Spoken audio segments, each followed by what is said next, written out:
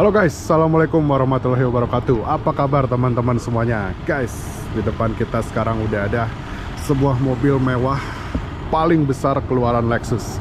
Ini adalah Lexus LX 470 dengan kode bodi J100. Nah, teman-teman, seperti yang kita tahu bahwa Lexus itu adalah produsen mobil mewah asal Jepang yang dibuat oleh Toyota. Jadi mobil ini basicnya adalah Land Cruiser J100 yang dibuat lebih mewah. Nah, dia punya kembaran versi JDM namanya Toyota Land Cruiser Cygnus, teman-teman. Nah, untuk pasar di luar Jepang, mobil ini dijual dengan brand Lexus LX 470. Mobil ini sendiri mulai dijual di pasar dari tahun 2001 sampai 2006, teman-teman. Ya, kita lihat sekilas seperti ini bagian bodinya. Sekilas kayak hampir nggak ada bedanya sama Land Cruiser VX100 ya teman-teman, yang versi dieselnya. Cuman sebenarnya dia ada beberapa perbedaan dengan yang versi VX atau versi dieselnya, teman-teman. Nah, kita lihat dari bagian belakang ya teman-teman. Untuk lampunya dia beda dengan yang versi Land Cruiser 100 ya. Dia untuk lampu mundur dia ada di sini, ada di bagian bagasi. Emblem-emblem jelas beda ya. Nah, bagian depan itu adalah bagian yang paling membedakan antara Lexus LX atau Land Cruiser Cygnus dengan yang versi VX100. Kalau yang versi VX100 itu lampunya nyambung ya teman-teman. Kalau Lexus LX dengan Land Cruiser Cygnus dia lampunya dua seperti ini. Dia udah pakai proyektor ya teman-teman, dan ini udah HID. Nah, untuk yang Lexus dia udah ada side marker di sebelah sini. Nah, untuk fog lamp dia di bagian bawah sini. Dan ini nggak ada night vision ya teman-teman untuk versi yang Lexusnya. Agak aneh memang, Lexusnya speknya kadang-kadang memang lebih rendah dibandingkan yang versi JDM. Karena memang spek JDM itu spesial teman-teman ya. Sedangkan Land Cruiser Cygnus dia udah dilengkapi dengan night vision. Spion tanduk seperti ini kayak punyanya Fortuner ya teman-teman. Fortuner nih banyak yang pakai spion tanduknya Land Cruiser Cygnus atau Lexus LX. Nah, spion tanduk ini pertama kali dipopulerkan oleh mobil ini teman-teman. Ukuran bannya 16 inci. Nah, di atas dia udah ada sunroof ya teman-teman. Oke, bagian luaran seperti ini aja. Dia udah ada antena elektrik. Kita coba masuk ke bagian dalam ya teman-teman. Oke, sekarang kita masuk ke bagian interior dari Lexus LX 470 ini ya teman-teman. Nah, kita kontak dulu. Nah, ini kalau dikontak ini ya teman-teman, setirnya turun sendiri. Nah, kita nyalain. Suaranya ya mantap teman-teman. By the way, kalau misalkan yang versi Lexus ya teman-teman, ini bedanya ada di bagian speedometernya ya teman-teman. Kalau Lexus itu dia sampai 220. Nah, kalau yang versi Land Cruiser Cygnus karena dia untuk pasar JDM, jadi kecepatannya hanya 180 km per jam ya. Ini untuk setir seperti ini ya teman-teman. Ini modelnya agak mirip sama kayak Camry yang XV30 yang 3000 cc ya teman-teman gitu. Ini sama Cygnus ya, sama persis, hanya beda di logonya aja. Kita lihat sebagian sebelah kanan. Nah, ini ada banyak pengaturan ya. Ini untuk pengaturan ventilasi belakang teman-teman. Ini yang sebelah kanan, ini yang sebelah kiri. Nah, ini untuk pelipatan spion. RSCA itu apa ya? Nanti saya simpen di bagian bawah ya teman-teman. Nah, untuk power window, ini dia udah all auto semuanya. Memory seat dengan dua slot ya teman-teman. Udah electric seat kanan kiri juga. Nah, yang menarik dia untuk pengaturan AC ini sama kayak Harrier yang versi 3000 cc Alcantara ya teman-teman. Jadi dia pengaturan AC-nya nih di sini. Nah, ini cara nyalainnya seperti ini, climate gitu, tinggal pencet aja kayak gini gitu. Jadi AC-nya sudah full digital alias touchscreen. Cuma untuk pengaturan temperatur dia bisa dari sini teman-teman.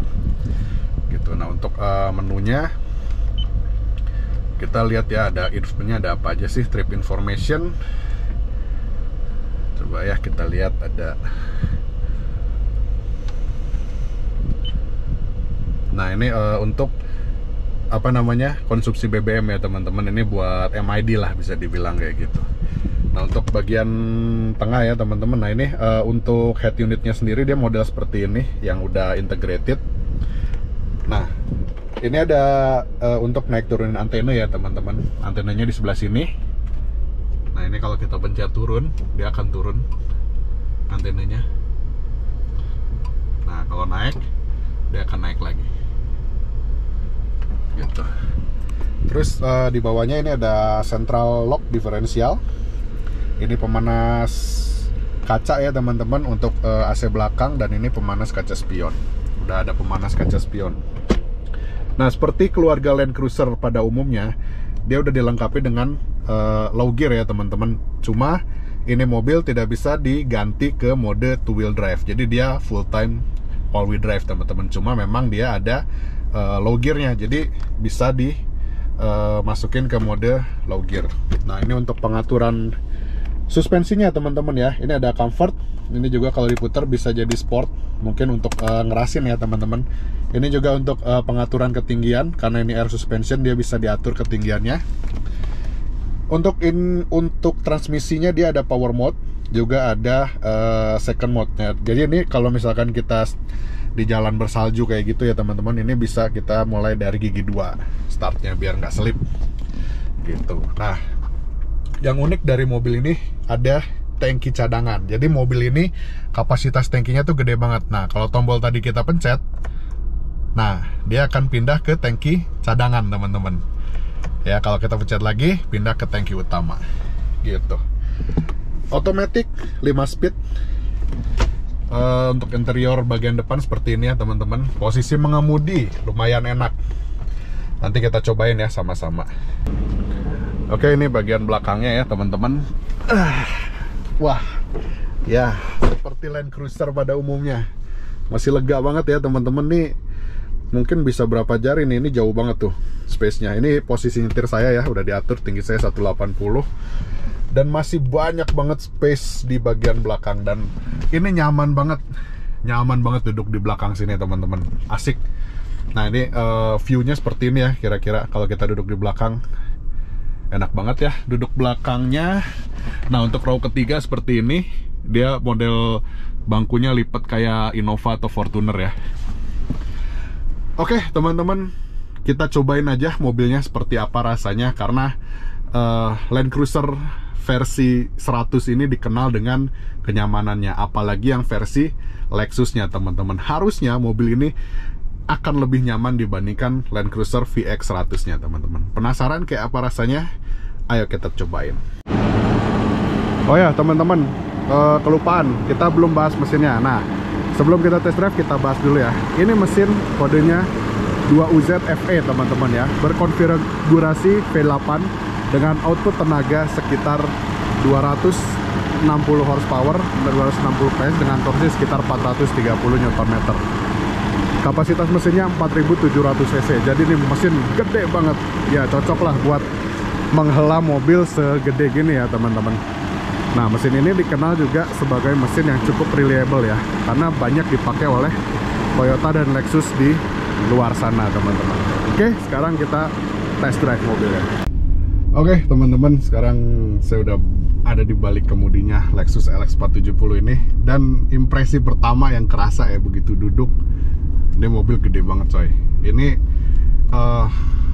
posisinya commanding ya. Ini udah mentok paling bawah, dan dia posisi nyetirnya masih tinggi banget gitu. Jadi mobil sekitar tuh kerasanya kayak kecil banget. Cuman di mobil karena kap mesinnya itu rata ya, jadi kelihatan banget nih mobil gede gitu. Jadi panjang. Aduh, ntar ada kucing.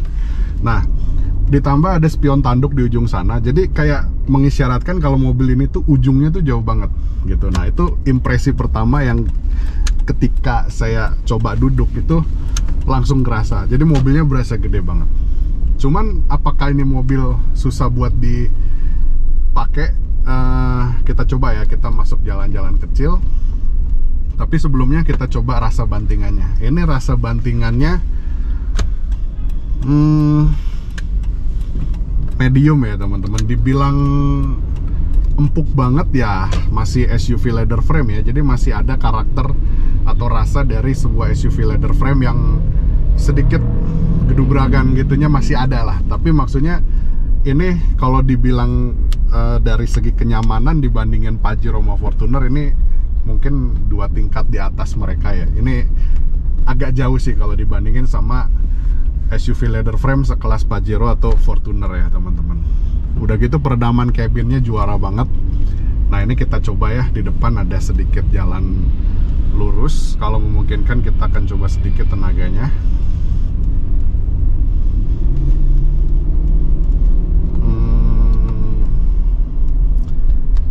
4700 cc, sekitar 260 horsepower, tapi nggak kerasa tenaganya sebesar itu. Torsi ya not bad lah ya. Saya, kalau teman-teman ingat, saya pernah coba BMW X5 ya waktu itu lebih kerasa tenaganya, padahal cc-nya lebih kecil walaupun sama-sama V8.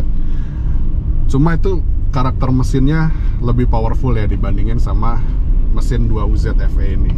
Emang ini karakter mesin Toyota seperti ini ya, kayak teman-teman kalau ingat Harrier saya pun karakternya juga mirip, seolah-olah tenaganya besar, tapi ya begitu kita coba kickdown kayak gini ya B aja rasanya gitu.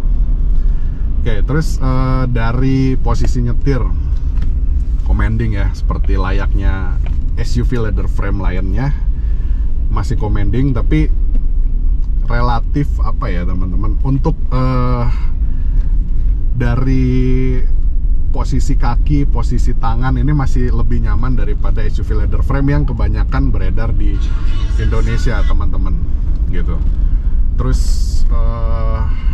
untuk setir ya lumayan ya, dibilang berat banget juga enggak, masih oke, masih enak banget. AC-nya juga sepoi-sepoi khas, ciri khas mobil mewah ya, yang bukan yang dingin banget. Biasanya Toyota tuh kan AC-nya dingin banget ya. Nah ini dia ciri khas mobil mewah yang AC-nya tuh dinginnya tuh kayak angin sepoi-sepoi gitu loh teman-teman. Gitu guys. Nah kita coba buat handlingnya, kita coba belok ya. Limbung ya, jelas. Karena emang ini mobil beratnya di atas 2,5 ton dengan lebar hampir 2 meter, panjangnya juga hampir 5 meter. Jadi, atau mungkin 5 meter lebih ya. Jadi untuk pengendalian kita nggak bisa ngarepin banyak dari mobil ini. Ini walaupun udah coba kita simpen di sport ya teman-teman. Oke, kita coba sedikit, ada jalan berkelok. Ya agak mending, tapi ya mending tapi nggak membantu ya, masih limbung juga sih. Gitu guys ya. Jadi mobil ini buat jalan santai, buat cruising, buat kalian jalan jauh ya, touring, road trip, ini mobil cocok banget. Dengan catatan kalian tidak bermasalah dengan konsumsi BBM-nya. Kalau dilihat di MID, ini memang baru jalan ya mobil ini, tapi 76,7 liter per 100 ya. Kalau diangkain 1 banding berapa tuh ya, itu yang pasti boros banget sih gitu. Jadi ya apa yang bisa kita harapin sama mesin gede dengan body dengan bobot yang berat juga teman-teman. Tapi kalau kalian tipikal orang yang sukanya road trip, sukanya jalan-jalan, suka cari mobil yang nyaman, cari mobil yang tenang, punya budget seharga ya kurang lebih Fortuner atau Pajero second 2020-an, ya mobil ini cocok buat jadi alternatif kalian ya. Yang jelas gengsinya beda jauh sama Fortuner sama Pajero. Yang jelas mobil ini jauh lebih mewah, jauh lebih nyaman, jauh lebih bergengsi, lebih prestis. Yang pasti biaya perawatannya pun jauh di atas mereka. Jadi kalian lebih pilih yang mana? Choice is yours. Tinggal kalian bijaksana dalam memakai duit ya. Kalian mau beli Fortuner, Pajero silakan. Mau beli mobil ini tahun udah agak tua tapi dapat mobil yang nyaman banget juga, monggo. Oke teman-teman, paling segitu dulu sesi test drive-nya. Sekarang kita keluar lagi, kita ambil kesimpulan dari mobil ini. Oke guys, jadi itu tadi test drive kita bersama Lexus LX 470 ini. Overall mobil ini dengan kisaran harga sekitar 400 juta rupiah. Apakah masih worth it? Jawaban saya masih banget worth it ya teman-teman. Buat teman-teman yang cari SUV yang nggak pasaran kayak Fortuner, Pajero dengan harga yang relatif mirip dengan mereka, tapi punya kantong sedikit lebih tebal untuk ngurus mobil seperti ini, layak dipertimbangin. Kenapa? Karena satu, kenyamanan, yang kedua, gengsinya berbeda banget. Apalagi Lexus, kalau teman-teman tinggal di kota Jakarta atau Surabaya, dia udah punya parkiran khusus ya teman-teman. Parkiran khusus Lexus, jadi kalian di mall nggak usah ribet-ribet nyari parkir, udah tinggal parkir di spot yang udah disediain sama Lexus teman-teman. Itu adalah salah satu privilege dari brand ini. Makanya kenapa brand ini sekarang begitu kuat di mata pecinta brand mobil mewah. Oke guys, so mobil ini saya kasih nilai 8 dari 10 teman-teman. Mobil ini masih worth it, dengan catatan kalian siap ngeluarin dana ekstra untuk perawatan yang sedikit lebih mahal. Oh ya, untuk sekedar info, pajaknya mobil ini masih diangkat 13 juta rupiah. Jadi memang biaya maintenance-nya itu masih cukup tinggi teman-teman. Oke guys, segitu dulu aja videonya. Kalau teman-teman punya pertanyaan boleh tanya di kolom komentar. Dan jangan lupa di subscribe, dan kalau suka videonya silahkan di like teman-teman. Oke, segitu dulu aja review Lexus 470 kita dari kali ini. Sampai ketemu di video berikutnya. Wassalamualaikum warahmatullahi wabarakatuh.